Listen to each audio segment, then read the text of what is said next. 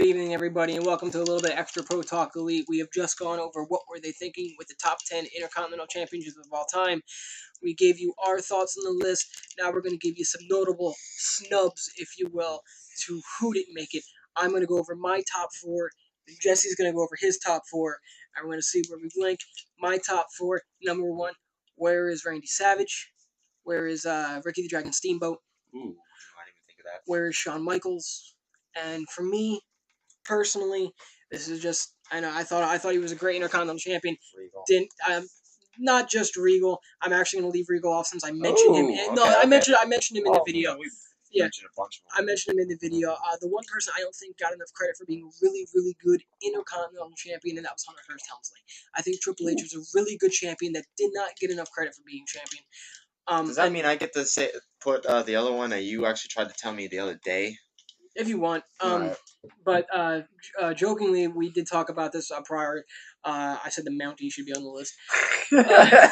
We all know that's not true. But yeah, my four snubs: Ricky the Dragon Steamboat, Hunter Hearst Helmsley. Who else did I just say? I can't remember. Randy Savage, and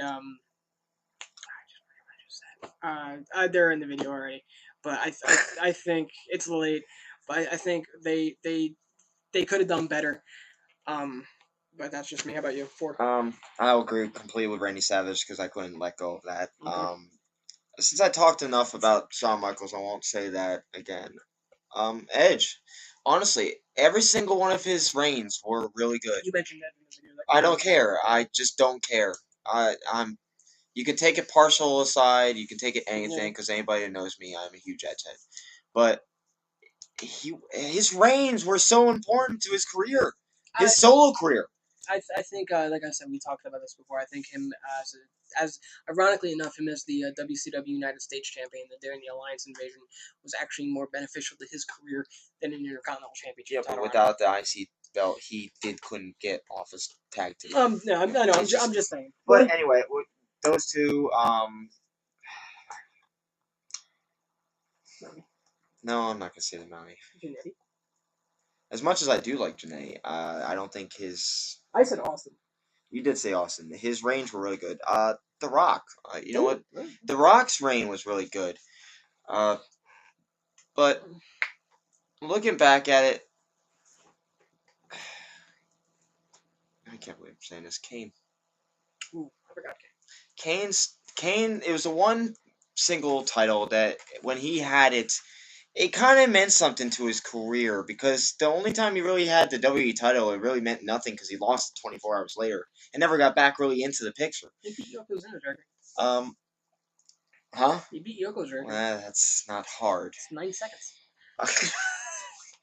But honestly, it was one belt that I thought he was really good with having him. He had it for a pretty decent time. He had it for what, about 8 months? Not that long, like 4 or 5 months. No, he had it twice, I think, 2 or 3 times. And the one was altogether 8 months. No, 8 months on his longest reign. Really? No. I'm pretty sure it was 8 months. I thought it was like 6. But either way, and there's a lot of other ones, and I mentioned.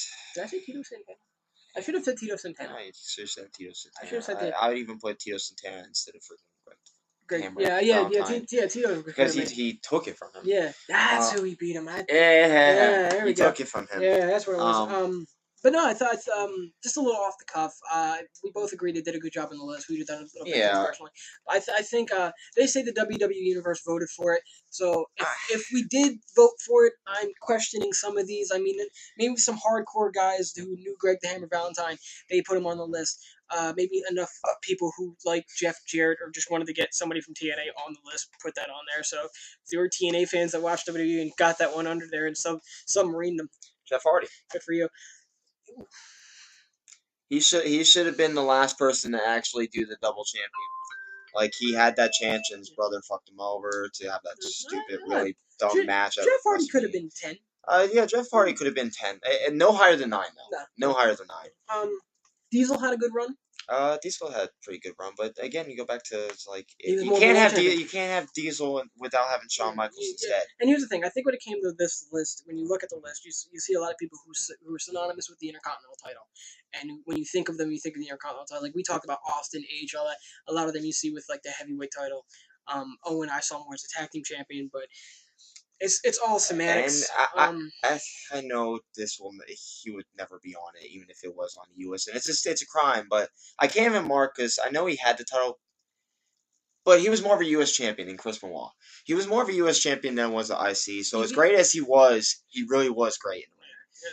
But you have to persona him in that, so you can't even consider his reigns. But this is a little rough cut.